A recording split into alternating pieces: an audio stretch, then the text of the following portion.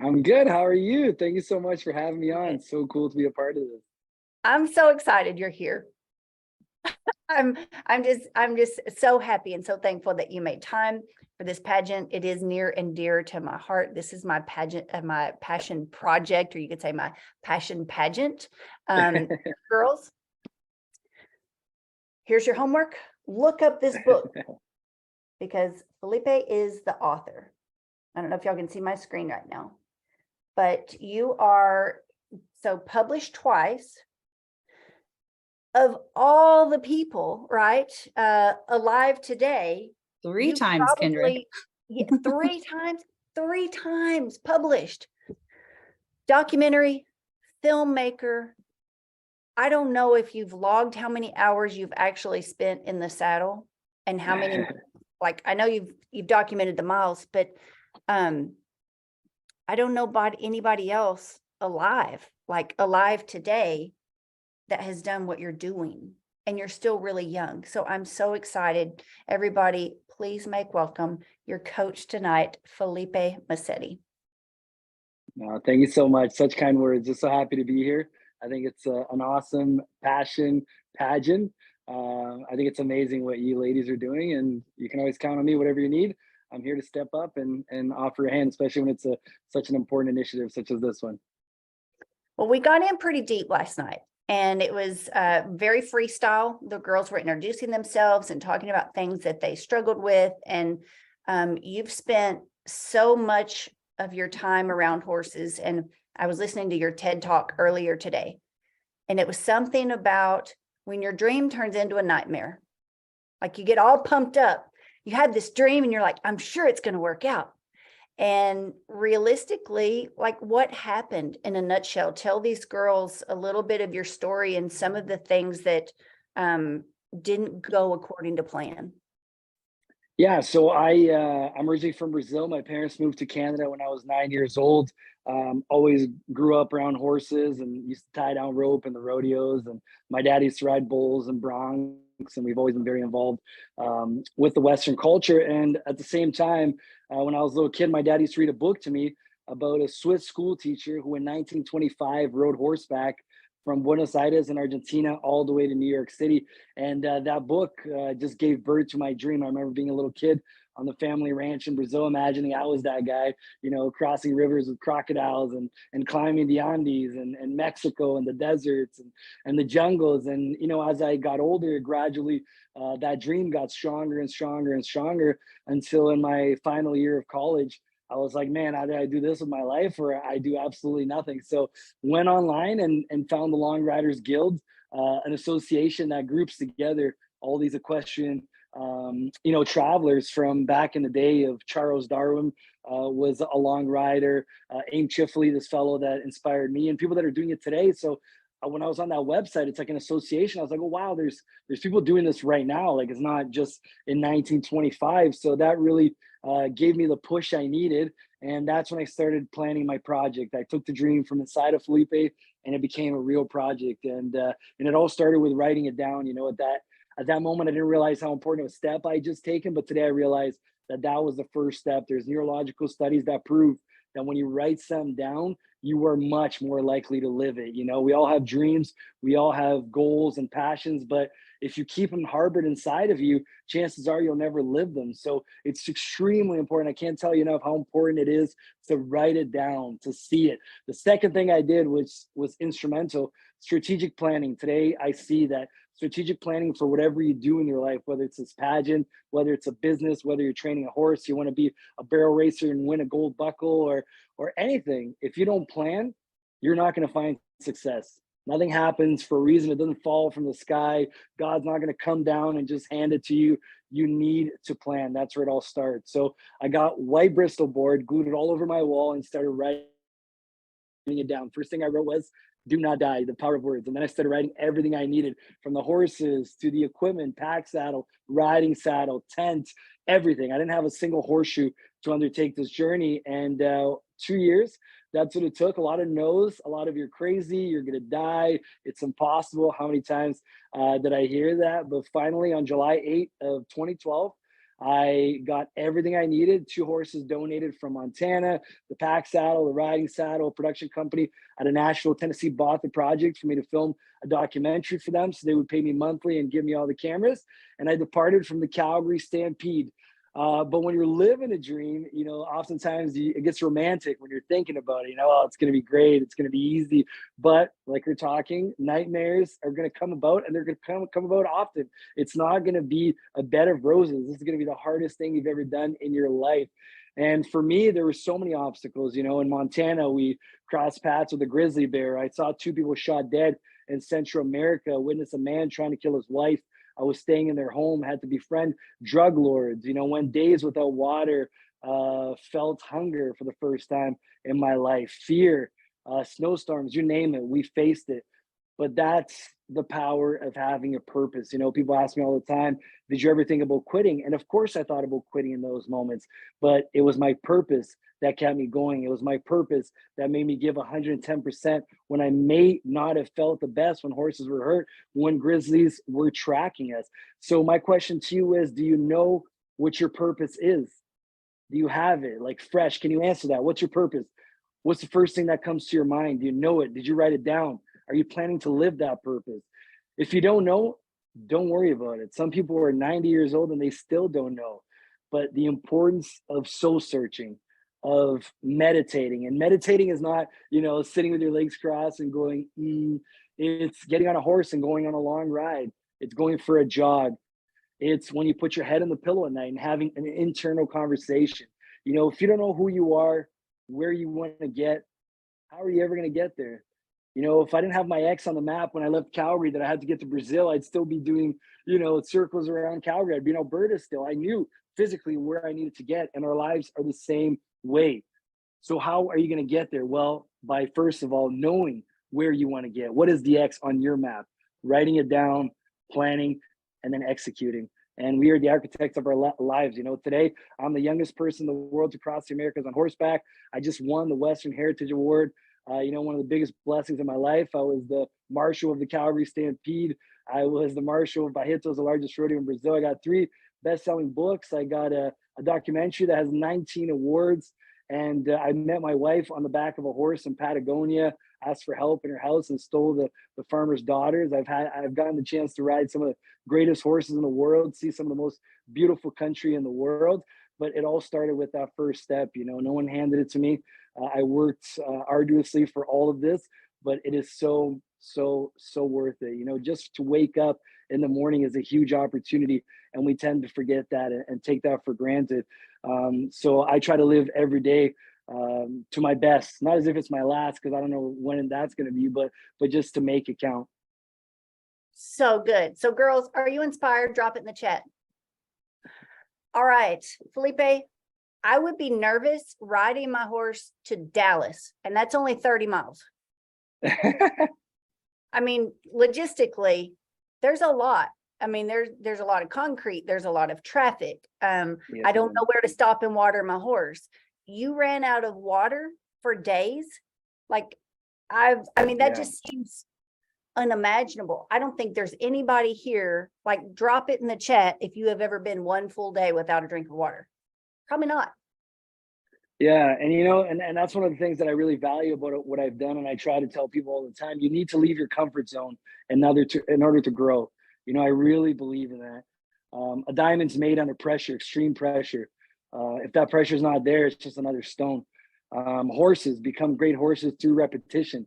Cowboys and cowgirls, repetition. It's got to be second nature. If you're thinking about it, you're not going to win that rodeo. A lot of professional athletes as well, whatever it is, the profession you do. So I think that by stepping out of your comfort zone, that's when you learn the greatest lessons of your life, and you start to become your own diamond and the best form of yourself.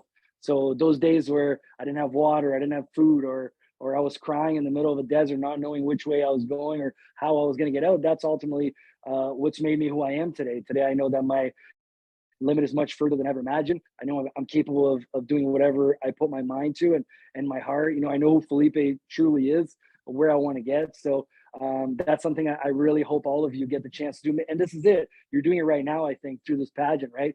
For a lot of you, it may be your first pageant, like you were saying, you're getting out, stepping out of your comfort zone. And no matter what the outcome is, you can be sure of it. You're going to get out of this a much stronger person. So good. Like you're telling it like it is, reality. Yes, ma'am. A lot of us, and I'm sure the girls, y'all chat your questions for Filipe in the chat comment, but how to get started. You said like when you first start dreaming, there's kind of this romance to it, like, man, that's Yeah. going to be so cool. Yeah. Miss Rodeo for a reason is different because you're not required to ride a horse. Not everybody has the opportunity to grow up around horses today, Yes, but ma'am.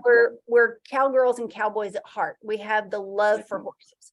And I think a lot of times, just for that reason alone, the industry is missing out on very passionate girls who want to represent this lifestyle.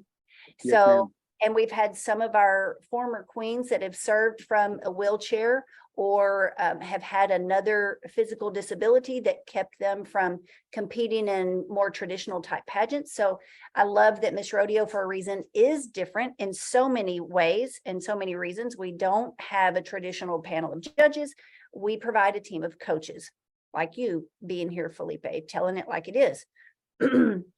How did you get started? So a lot of girls are thinking, yeah, that sounds great, but I don't know who to talk to. I don't know what to say. I don't have the money to live my dream. What did you say when you started seeking financial support to make this dream come true and reach your goal? So first of all, like what I learned from doing this is that we all have fears, we all have limitations, we all have problems. So right there, put that aside. You can tell me whatever you want. To me, I'm going to look you in the eyes and say, that's an excuse. Not because I read it in a book, not because I watched it in a movie, because I lived it. I'm an immigrant. My mom used to clean houses. My dad used to work construction. I didn't have a single horse to do this. Like, I didn't have a horseshoe. Like I said, like I can't say that enough. So anything you say to me, why you're not living your best life, your dream, your purpose, I will look you in the eyes and call bullshit. It's an excuse. Because if you want it with your heart, your soul, your mind, you can do whatever you want. So that's number one. Fear. I think fear is something that really holds people back. Fear is something that kept us safe. It's evolution. We all have it wired inside our brains, right in here. It keeps us safe. When we lived in a cave and we had a fire, and if you stepped out of that cave, you could have been eaten by a mountain lion or a bear. Your mind would tell you, don't go there, stay here, you're safe. Don't go find out if there's better lands across that mountain range. Stay right here, you're safe. So our minds continue to tell us that when you have something that you want to do, like cross the Americas on a horse. My mind told me not to do it. The first thought was, you're crazy, don't do it. Just for me to write it down, I had to put that fear aside. For me to start planning, I had to put that fear aside. For me to start talking to people and asking for sponsorship, I had to put that fear aside. So it's an ongoing battle that we all have. But once you understand how your mind works, you understand why you have these feelings and you learn to control them. You need to control them, just like a horse. You can't ride a green horse. You know what I mean? You have to put it in the round pen and make it turn for a couple of days, a couple of weeks, maybe a couple of months if it's a super hard horse. Then you have to ride it. Then you know what I mean? It takes time. It took me a decade to cross the Americas. It's not going to be from today to tomorrow. It's going to take time, but you have to continue to work on that fear and silence that fear, or you do nothing with your life. And what I realized when I built the project is that no one is going to sponsor me because I'm a nice guy or because they like me or because I have this awesome dream. They need to see value in it. So I needed to grab this project. It's like building a bridge. When you build a bridge, you need to convince someone that you need to get to the other side of that river. It's something that doesn't exist. So you need to convince them, why do you need this bridge there? Well, you have to get to the other side. So I needed to convince people that there was money involved in this, that because that's how brands respond. I needed to give them something. So for this production company, I was giving them a product, which is this documentary. For the ranches that gave me the horses, it was going to be a huge commercial for them. It took me so long. I traveled so slowly. Every magazine, newspaper, every television station covered the trip. So how cool is it for you to get your horse on all these major networks? That's money to them because it will help them sell horses. So whatever you want to do with your life, that's how you got to think about it. You got to break it down and you got to sell it to people in a way where they're going to gain something from it. And that's how I was able to acquire everything I needed to undertake this journey and live this dream. Just so good, Felipe. So this is what no one ever told me. Nobody ever really explained the role of holding a rodeo queen title. Like I don't know. I just thought people were doing it because they were nice. Like I needed that carrot, right? I had extremely low self-esteem and zero confidence. So it really pushed me out of my comfort zone. But I needed that buckle or that saddle or, whatever the trophy was to incentivize me to compete and put myself in those uncomfortable situations like speaking, on camera or on stage. But nobody ever really explained like how to monetize it or what was expected of me in return. I just thought, well, and it kind of still floats around in the pageant world that we're the liaison or we're the representative. We're there to answer questions for the crowd. Well, let's talk about the power of a cowboy hat and the power of being on horseback. What doors that opens up for you? Because I want these girls to understand there's so much opportunity, but like Felipe just said, you have to think of it from both sides. It's not just to benefit you. We want it to benefit you, but it is to benefit the stock contractor who's worked his whole life probably to build his brand in the pro circuit. Yes, we need you to interact with the crowd and make new fans. You don't even have to be at a rodeo. You could be at your local Walmart, promoting the lifestyle and inviting people to get involved. But why? Like, why is this important? And thinking from, like, this is one of my pet peeves, Felipe. There are some pageants today that require their rodeo queen contestants to sell tickets to the rodeo. And that's fine. I think that's wonderful. However, that's part of their score. And sometimes it's a large part of their score. So sometimes it just boils down to whose mom is most committed, take a week off work, knows the most people and sells the most tickets. And that girl ends up winning. And it has nothing to do with her personality, her knowledge of rodeo, or her ability on horseback, or her passion, how much she wants to represent rodeo. So we want to do things different. So thank you for saying that. Girls, you got to think of it from all sides if possible. And we're here to help you see the benefit, your own benefit of getting involved. Felipe, talk about the cowboy hat and being on horseback. What kind of doors did that open for you? That's everything. If it wasn't for the horse, I wouldn't have obviously ridden one single kilometer, but I would have had no doors open for me. I would have had nothing. This journey taught me that the horse is a common language that brings people together, that breaks down barriers, from the gaucho to the vaquero to the cowboy to the peão in Brazil. We may dress differently. We may wear different shapes of cowboy hats and different styles that ride different styles of horses and different breeds, but we all speak the same language. It's and that's what opened all those doors for me. I got to stay in the home of drug lords. That as a journalist, I'm a journalist. I went to school for journalism. That for me to go into that home and document that, very few people get that opportunity. And I got it thanks to my horses because they also loved horses. And every door that was open in the Americas, every 20 miles that I was riding of the more than 16,000 that I rode through 12 countries, it wasn't open because of Felipe. It was open first because of my horses. And then they wanted to help me after they had met the horses and helped the horses. And even people that had never been around horses, you realize that there's a magnetism.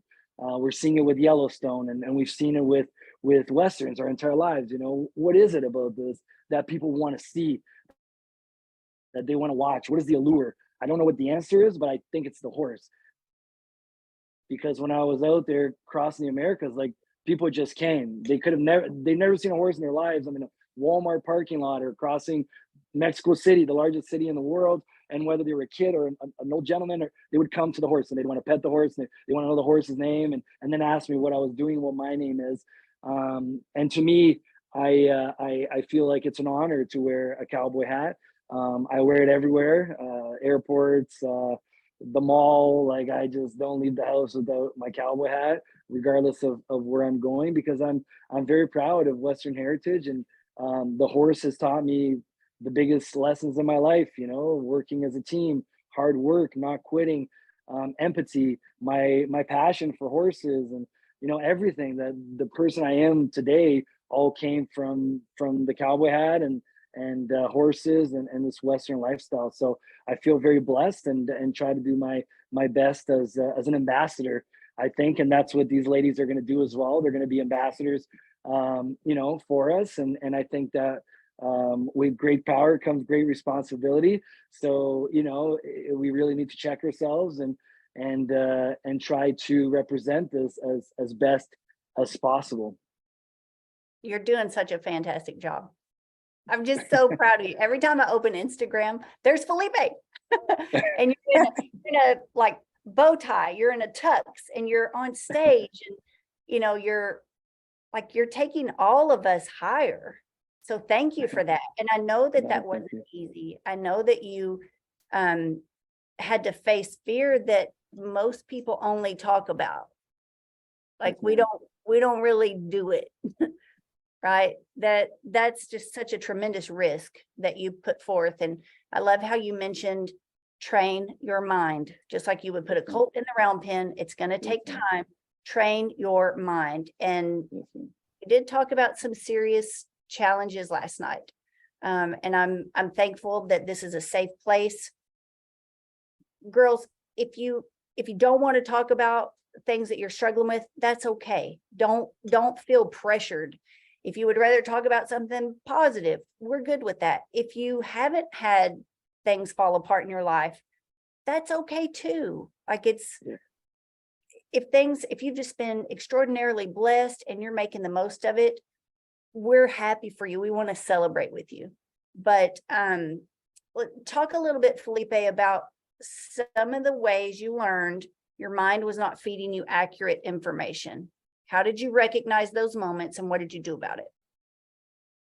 So I think a big one for me is strategic planning is a big part of it, because when you are prepared for situations like that, everything gets easier. We go into chaotic mode when we're not prepared, but when you've read about it, when you've talked to someone who's done it, when you've prepared your body and tried to prepare your mind as much as possible, like when my horse Bruiser fell in a hole in New Mexico, um, it was a very scary moment, and I didn't know what was going to happen, but ultimately I kept my cool, and I realized that if I freaked out, it wasn't going to help anyone. So I dug the ditch, I wiggled him out, I took the saddle off his back, and then I pulled him out, and we were able to get him out. It took almost 2 hours, but it could have become a lot worse if I had let my mind cheat me at that moment. So all that preparation, I talked to people that had horses get into situations like that in the past. So that ultimately helped me tremendously. Breathing techniques is something I use often. Sometimes I get nervous to go on camera holding a microphone and my hand shakes. Well, guess what? That's your mind response. Again, fear. But you can cheat your mind by breathing, taking deep breaths. Take deep breaths for 30 seconds. I promise you, you will stop shaking. You're putting oxygen in your mind. And that helped me out tremendously a lot as well. But I think the biggest thing is preparation. You know, when you're prepared, when you've done your homework, I think you're able to maintain your cool, stay calm. Like I said, it never helps to lose it and you go into chaos mode. But when you do that, it's because you're not prepared. So I think strategic planning is the biggest one. Thank you for being transparent and talking about your hand shaking. Yes. And girls, a lot of you are going to say, well, I want to prepare, but I don't really know what to do. And you're still going to have those moments. And maybe you're going to go on to enter more pageants or whoever our new queen is going to be. You're going to be faced with new situations and it's going to hit you too. We want you to know that that's a normal part of the process. And I think sometimes we get surprised that it's more difficult than we thought it was going to be.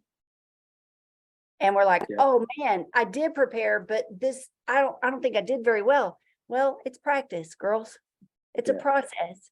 Keep showing up, keep doing Yeah. it. It is going to get easier the more experience you're willing to have. So don't have false expectations. Don't let it surprise you like, well, I did study, but I'm still nervous. Like I did Yeah. prepare, but I'm still nervous.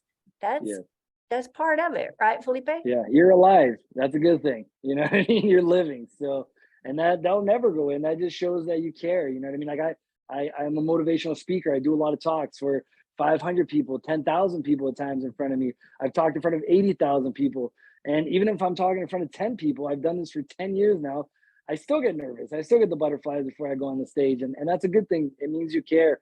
And, but it's about repetition. It's about doing it over and over again. And you're only going to get better. And it's a journey, it's a journey. There's a lot of parallels, I think, with life and training horses, but it doesn't happen from one day to the next. It's wet saddle blankets, and it's little steps forward. You take one little step forward, done. Take the saddle off, celebrate, because that's amazing. And the next day you take another little step, and then you go back and you might take 6 backwards, but it's okay. That's okay too. It's a learning process. Next time you go out there, you got to stay positive. And I think the other thing is enjoying the journey. The old cliche. It's so true. You got to enjoy every day for what it is. Just being here, doing this talk and exchanging, these lessons and getting to meet y'all. And that's what it's all about. And don't worry too much about the end goal. We tend to sometimes just focus on that, and we want to get there, want to get there, want to get there. But when you do that, you end up missing out on the most important part. And if you do that, it can tend to be a negative situation after, because you realize that, so what, now I got a crown in my head, nothing changed. And I never enjoyed, all the girls I was doing this with, and the moments we had and the laughs. That's what it's all about. It wasn't about when I arrived in Bajitos with 40,000 people and they showed me my statue at the age of 27. It was about being in Guatemala with a family that butchered the only chicken they had to feed me that night. It was about being with my horses, Frenchie, Bruiser, and Dude, crossing the Chihuahua Desert. And just how many people get to do that? How many people have done that? How many people will do that again? It's about listening to them eat hay when I was in my tent at night, or hearing Frenchie snore like a drunk guy at a bar at night. Like that's what it was all about. And it took me a while to realize that, because I always had that, I got to get there. I got to get there. I got to make this happen.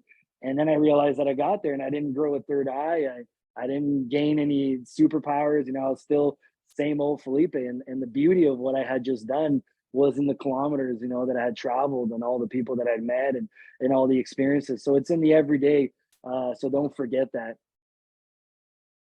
Lindsay has a question, and I'm going to let her ask it. Lindsay, will you unmute? Hi. Hello.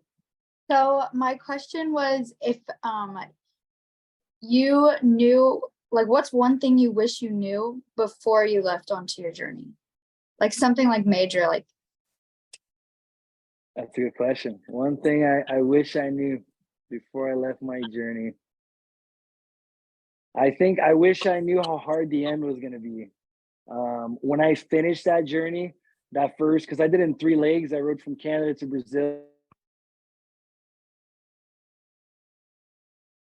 And then that was my dream. I was going to end in Brazil, get to Canada to finish off the Americas. But when I ended that first journey, my life fell apart.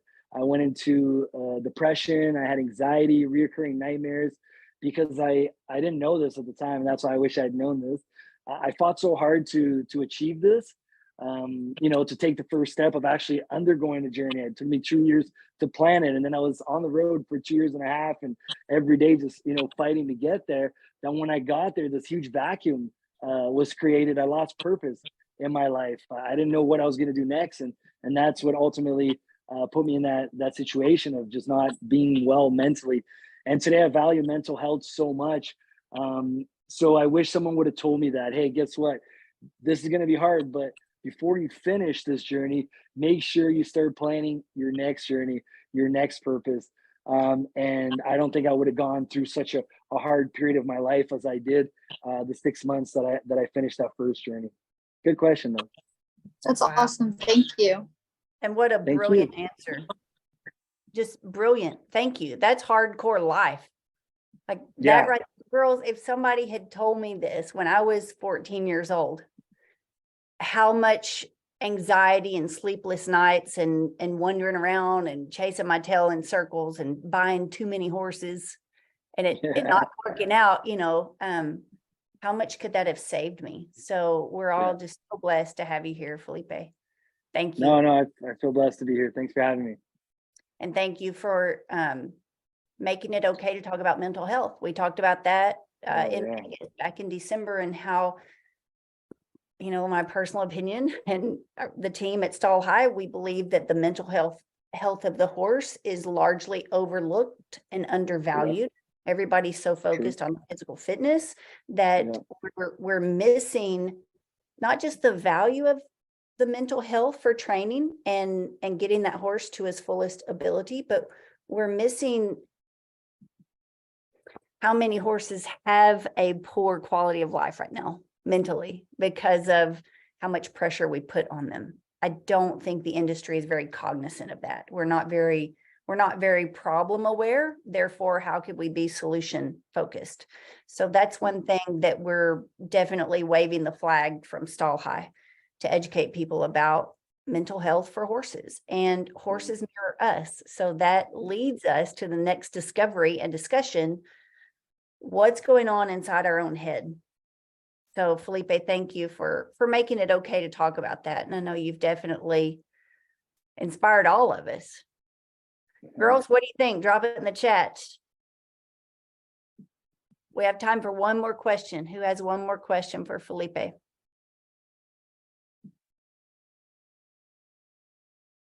Super inspiring. Yes, he's amazing. Thank you. Very, very inspiring. My dad always tells me failure to plan is planning to fail. Yeah, there you go. That's a good one. Thank you. I'm reading the comments. Astonishing, a truly breathtaking story from Elizabeth Diaz. Very inspiring story and the challenges you overcame.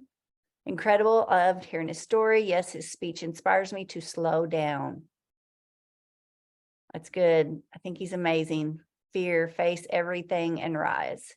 Oh, that's good. Face everything and rise, Delaney. True grit. All right. Nobody has a question? Okay, how did the trip affect your mental health afterwards?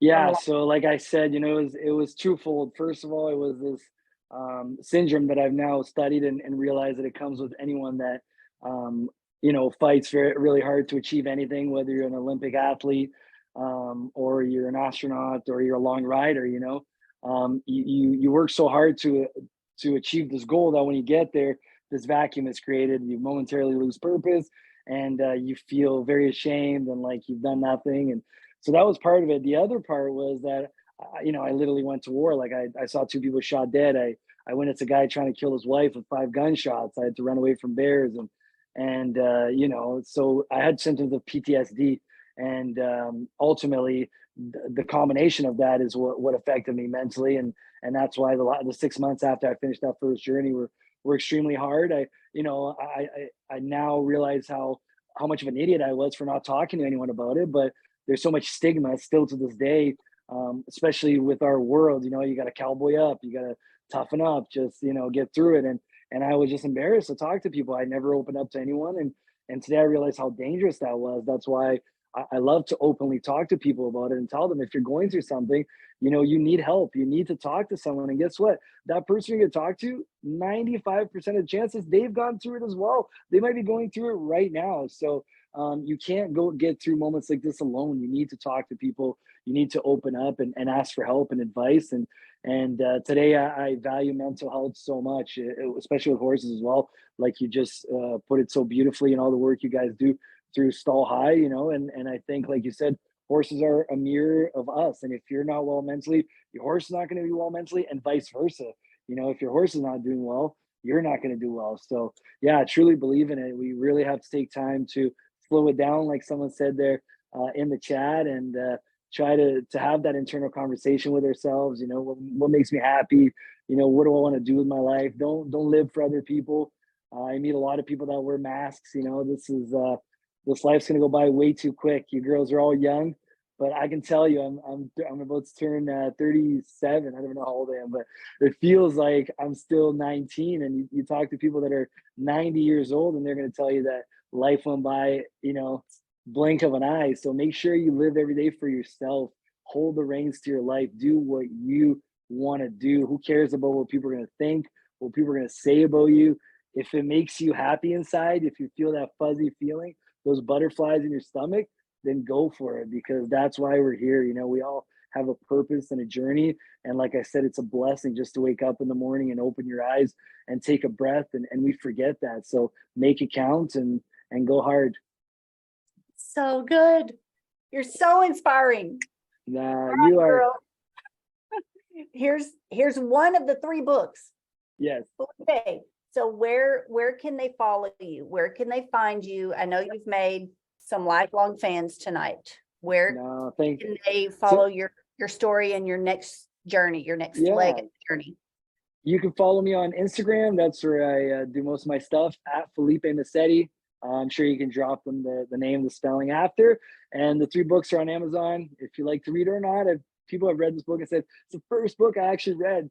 You know, people that love horses, there's not a lot of material out there, but yeah, I think you guys are gonna enjoy it. And very soon, the documentary, The Long Rider, will be available on all digital platforms for you to rent.